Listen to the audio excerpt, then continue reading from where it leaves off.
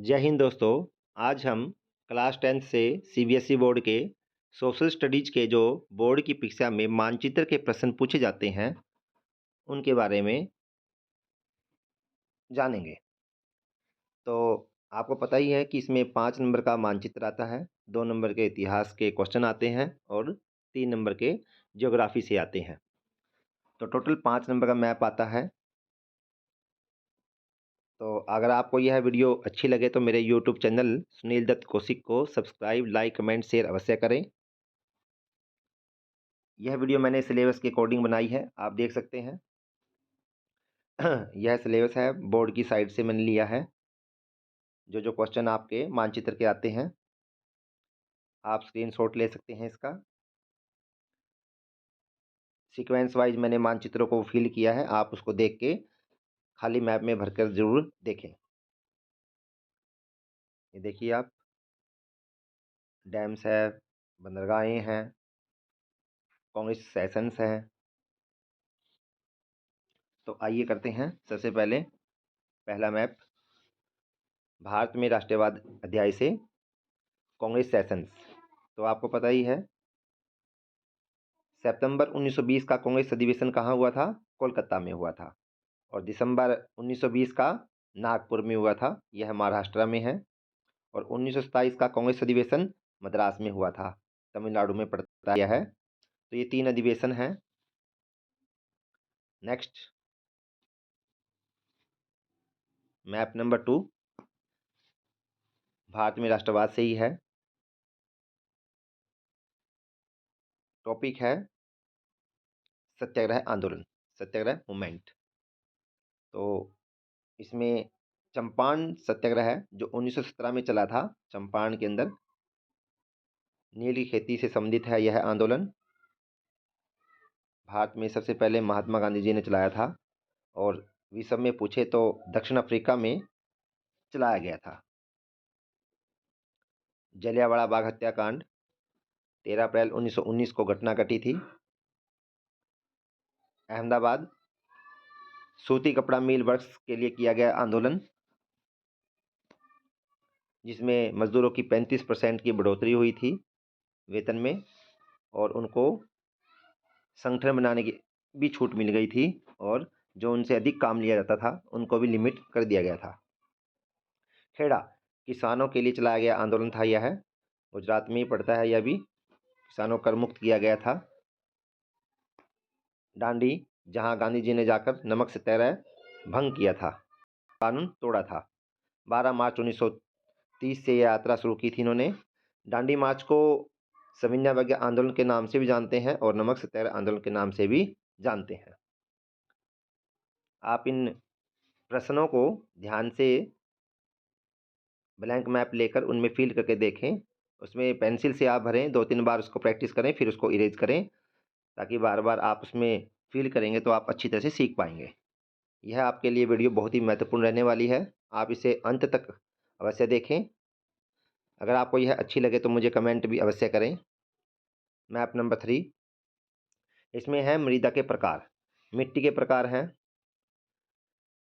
तो सबसे पहले देखते हैं, ऊपर ग्रीन रंग में आप देख सकते हैं पर्वत और वन भी हैं ये, और ये पर्वतीय मिट्टी भी है। जम्मू कश्मीर, लद्दाख, हिमाचल प्रदेश, उत्तराखंड और सिक्किम और अरुणाचल प्रदेश का थोड़ा सा भाग।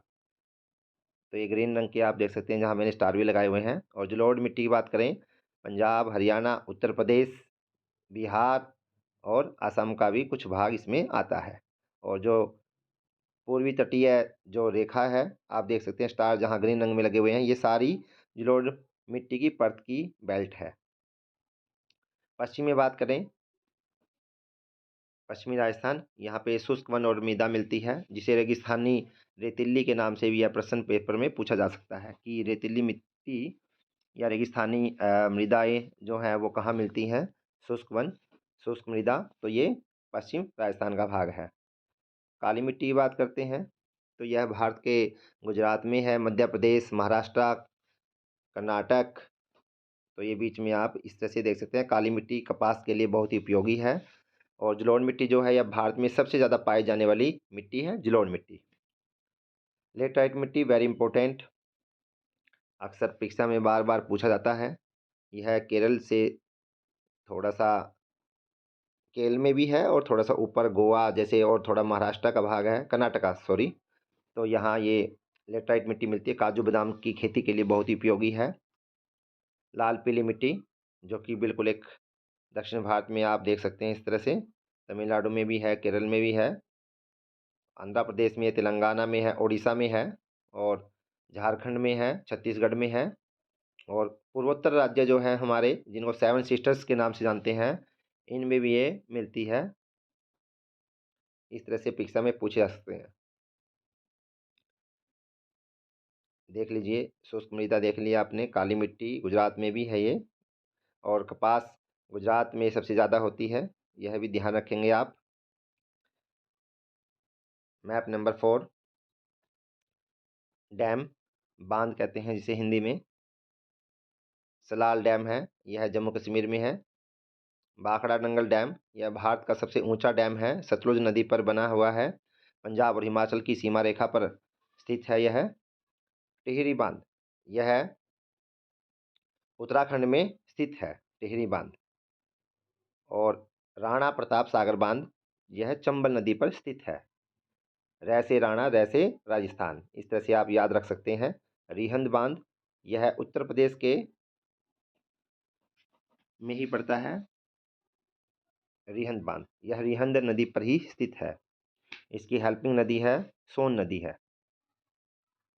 हीराकुंड बांध, भारत का सबसे बड़ा बांध हीराकुंड बांध, यह महानदी पर स्थित है और सबसे ऊंचा बांध है भाखड़ा नंगल डैम। सरदार सरोवर बांध, यह नर्मदा नदी के तट पर स्थित है, वेरी इंपॉर्टेंट। कोयना बांध, यह कोयना नदी पर ही बना हुआ है, महाराष्ट्र राज्य में है। तुंगभद्रा डैम, तुंगभद्रा बांध, यह कर्नाटक राज्य में है। नागार्जुन बांध, यह तेलंगाना और आंध्र प्रदेश की सीमा रेखा पर स्थित है और कृष्णा नदी पर बना हुआ है। तो आप इसको अच्छी तरह से प्रैक्टिस करके देखते रहिए, साथ ही साथ तभी आप इसको अच्छी तरह से सीख पाएंगे। आप साथ ही साथ लाइक कमेंट शेयर अवश्य करते रहिए। मैप नंबर 5, प्रथम प्रमुख फसल उत्पादक राज्य है। Major areas of rice and wheat, largest major producers, states of sugarcane, tea, coffee, rubber, cotton and jute. तो सबसे पहले देखते हैं हम गेहूं और गन्ना, व्हीट और शुगर केन, जिसमें प्रथम स्थान उत्तर प्रदेश का है, मानचित्र में आप देख रहे हैं। और आसाम में चाय में प्रथम स्थान है। इसके अलावा चाय पश्चिम बंगाल की जो दार्जिलिंग की पहाड़ियाँ हैं, यहाँ पे भी ये पाई जाती है, और हिमाचल प्रदेश के पालमपुर में यह पाई जाती है चाय। वेस्ट बंगाल में देखते हैं हम जूट, जूट को पटसन भी कहते हैं, सुनहरा रेशा भी कहते हैं, और गोल्डन फाइबर भी कहते हैं। और चावल में भी पश्चिम बंगाल का प्रथम स्थान है। तो यह बात आप याद रखिए। जूट से जो हमारी बोरी है, स्कूल में बिछाने वाली जो टाट होती है, रस्सी होती है, यह सभी बनाई जाती है। कपास, प्रथम स्थान गुजरात का ही है। कहवा, जिसे कॉफ़ी भी कहते हैं, कर्नाटक का इसमें प्रथम स्थान है। रबड़, वेरी इंपॉर्टेंट क्वेश्चन, यह केरल राज्य में पड़ता है रबड़। तो यह वेरी इंपॉर्टेंट प्रश्न हैं, इनको आप अच्छी तरह से कीजिए। 2 से 3 बार कम से कम आप इसको प्रैक्टिस करके देखिए, पेंसिल से भरकर देखिए ब्लैंक मैप में, तभी आप सीख पाएंगे। और इस वीडियो को 2 से 4 बार आप देखेंगे तो आपकी प्रैक्टिस अच्छी हो जाएगी, तो आपका एक भी नंबर नहीं कटेगा। मैप नंबर 5, लोहा अयस्क खान क्षेत्र है, आयरन्स और माइंस। तो देखते हैं दुर्ग, छत्तीसगढ़ का यह है।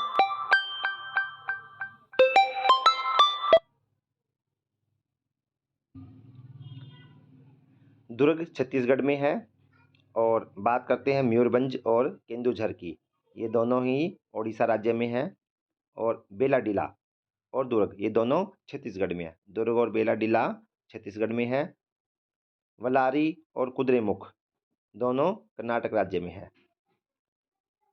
यह लोहा आइस खान क्षेत्र है। मैप नंबर 7 कोयला खान क्षेत्र, कोल माइंस। सबसे पहले देखते हैं झारखंड राज्य में बोकारो है और झरिया। झारखंड में 2 हैं महत्वपूर्ण। और बात करते हैं वेस्ट बंगाल की, पश्चिम बंगाल की, इसमें है रानीगंज। और उड़ीसा में है तलचर। और छत्तीसगढ़ में है कोरबा। दक्षिण भारत में बात करते हैं निवेली, यह तमिलनाडु राज्य में स्थित है। कोल माइंस है यह।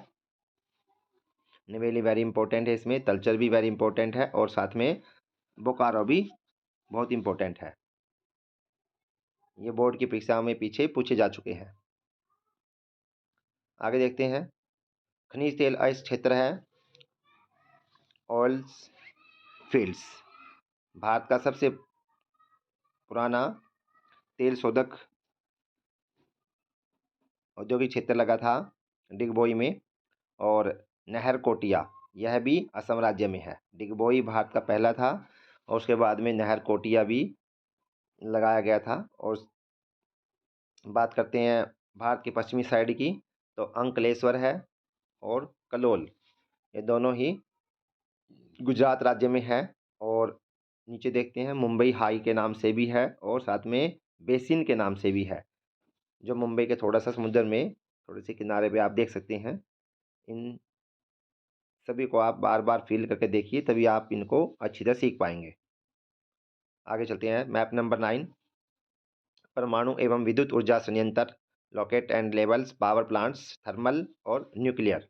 थर्मल में नामरूप, सिंगरौली, रामागुंडम है। और न्यूक्लियर में नरोरा, काकरापारा, तारापुर और कलपक्कम। ये नीचे हमने दिखा रखा है, दोनों में आपको डिफरेंस पता लग जाएगा कौन से न्यूक्लियर हैं, कौन से थर्मल्स हैं प्लांट्स। तो सबसे पहले देखते हैं दिल्ली से थोड़ा सा सट के है नरोरा, उत्तर प्रदेश में पड़ता है। रावत भाटा, रैसे रावत और रैसे राजस्थान। यहीं पे राणा प्रताप सागर बांध भी था यहीं पर, इसी के पास में।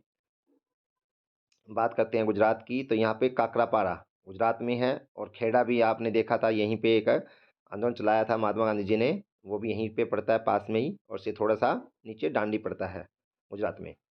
बात करते हैं सिंगरौली की, यह मध्य प्रदेश में पड़ता है, बिल्कुल ऊपर सटा हुआ है उत्तर प्रदेश के साथ में। सिंगरौली यह एमपी में है। नामरूप यह असम में है। बात करते हैं महाराष्ट्र की, तारापुर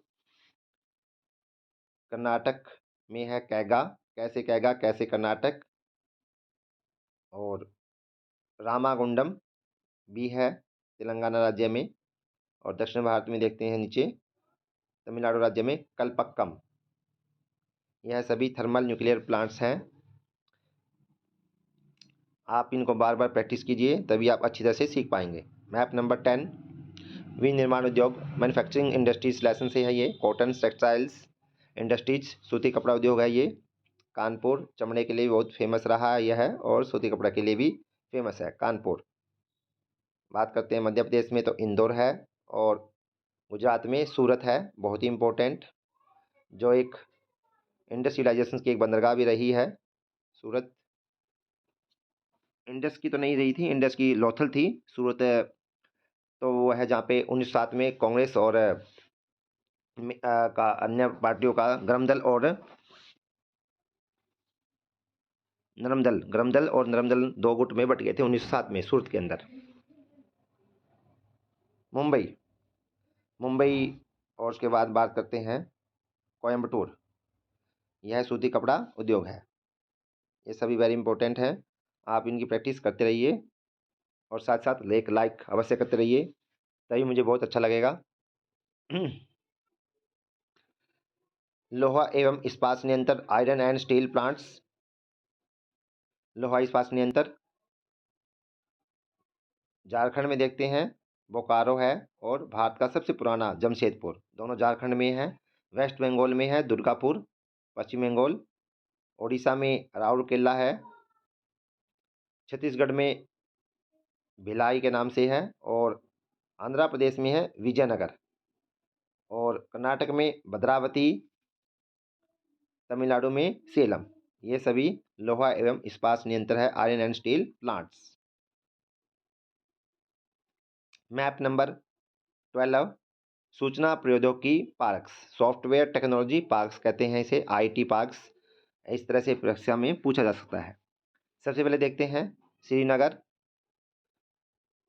उसके बाद में नोएडा उत्तर प्रदेश में है यह, गुवाहाटी आसाम में है, गांधीनगर गुजरात में है, महाराष्ट्र में मुंबई और पुणे, तेलंगाना में हैदराबाद, कर्नाटक में बेंगलुरु और केरल में तिरुवनंतपुरम, तमिलनाडु में चेन्नई।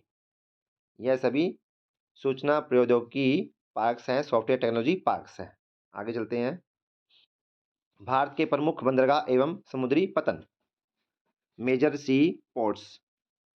तो सबसे पहले देखते हैं, गुजरात में कांडला बंदरगाह है, महाराष्ट्र में मुंबई के नाम से है और जवाहरलाल नेहरू के नाम से पोर्ट्स है, बंदरगाह है जहाँ पे समुद्री शिप खड़े होते हैं। गोवा में मार्मा गांव, गोवा मार्मा गांव, इस तरह से याद कर सकते हैं। न्यू मंगलुरु कर्नाटक में है, या केरल के बिल्कुल थोड़ा सा सिर के ऊपर है, बिल्कुल थोड़ा सा। और केरल में है कोची। कोची पेपर में कोची भी आ सकता है, कोचीन या कोझिकोड, तीनों एक ही नाम है, किसी तरह से परीक्षा में पूछे जा सकते हैं, इसलिए मैंने आपको तीनों नाम से इसको दिखाया है इसमें। और तमिलनाडु में बिल्कुल नीचे छोर पर है तुतीकोरिन, वेरी इंपॉर्टेंट है यह भी परीक्षा के लिए। मद्रास या चेन्नई के नाम से बंदरगाह आ सकती है। और बात करते हैं आंध्र प्रदेश में, तो विशाखापट्टनम, उड़ीसा में पारादीप और पश्चिम बंगाल में हुगली, जहाँ पे ये ग्रीन रंग का जो निशान आप देख रहे हैं हल्दिया के नीचे थोड़ा सा, यही निशान है, यहीं पर हुगली, हल्दिया और कोलकाता, ये किसी भी तरह से बंदरगाह के नाम से परीक्षा में पूछा जा सकता है। आपको इन तीनों के बारे में पता होना चाहिए कि हुगलिया या हल्दिया या कोलकाता के नाम से, तो आपने यहीं पे निशान लगाना है। तो ये है मेजर सी पोर्ट्स। आगे चलते हैं, प्रमुख अंतर्राष्ट्रीय हवाई अड्डे या पतन्स, इंटरनेशनल एयरपोर्ट्स। तो सबसे पहले हम देखते हैं, परीक्षा में किसी सिटी के नाम से भी आ सकता है, या फिर वो सिटी किस नाम से उसका नाम रखा गया है उसके नाम से परीक्षा में पूछा जा सकता है। जैसे परीक्षा में आपसे अमृतसर के नाम से भी पूछ सकते हैं, या फिर राजा सांची हवाई अड्डा कहाँ है, इस तरह से परीक्षा में पूछ सकते हैं। आपको दोनों तरह से परीक्षा में पता होना चाहिए। दिल्ली में श्रीमती इंदिरा गांधी अंतर्राष्ट्रीय एयरपोर्ट है, पश्चिम बंगाल में कोलकाता के नाम से है, या फिर नेताजी सुभाष चंद्र बोस के नाम से परीक्षा में आ सकता है। बात करते हैं मुंबई की, मुंबई में छत्रपति शिवाजी टर्मिनल्स हवाई अड्डा भी है, या फिर मुंबई के नाम से आ सकता है। और तेलंगाना में देखते हैं हैदराबाद है, जिसे राजीव गांधी हवाई अड्डे के नाम से जानते हैं। और तमिलनाडु में चेन्नई है, या फिर मीनाम्बकम हवाई अड्डा के नाम से भी पूछा जा सकता है। तो आपको सबसे पहले राज्यों के बारे में जानकारी होनी चाहिए और भारतीय पड़ोसी देशों के बारे में, तभी आप मानचित्र को अच्छी तरह से इसमें सीख सकते हैं।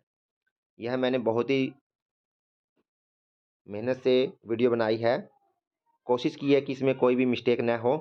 फिर भी अगर आपको इसमें कोई मिस्टेक लगे तो मुझे कमेंट्स के द्वारा ज़रूर बताना, क्योंकि इस दुनिया में कोई भी अपने आप में परिपूर्ण नहीं है। फिर भी अगर कहीं आपको लगे तो मुझे कमेंट के द्वारा अवश्य बताना। वैसे मैंने पूरी कोशिश की है कि इसमें कोई भी मिस्टेक न हो। तो ये सारी कंप्लीट वीडियो है, यह मैंने सीबीएसई के सिलेबस के अनुसार ही बनाई है। जो सिलेबस आप अभी देख रहे हैं स्क्रीन पर, ये बिल्कुल लेटेस्ट सिलेबस है। उसी के अंदर से मैप के जो क्वेश्चंस हैं वो मैंने देखकर इनको बनाया है। तो आपको अगर यह वीडियो अच्छी लगे तो मेरे यूट्यूब चैनल को सब्सक्राइब, लाइक, कमेंट, शेयर अवश्य करें। अस्तो माँ सद्गम्य, तमसो माँ ज्योतिर्गम्य। आपको सरस्वती माता अंधकार से प्रकाश की ओर लेके जाएगी। और आप मेरे यूट्यूब चैनल को एक बार लाइक, सब्सक्राइब, कमेंट, शेयर अवश्य करें। मुझे इससे और ज़्यादा वीडियो बनाने के लिए प्रेरणा मिलेगी, और मैं और अच्छी वीडियो इससे भी आगे इस तरह की बनाता रहूँगा। तो आप इसको अपने कम से कम 5 से 10 दोस्तों को अवश्य भेजें जो कक्षा 10 के विद्यार्थी हैं। यह स्पेशल सीबीएसई के लिए है, वैसे एचबीएसई के लिए भी मैंने अलग से अपने यूट्यूब चैनल पे वीडियो डाली हुई है, और कक्षा 12th के लिए भी मैंने एचबीएसई की, सीबीएसई की अलग अलग वीडियो बनाई हुई है। तो फिर मिलते हैं एक नई वीडियो के साथ में। धन्यवाद। जय हिंद, जय सरस्वती माता।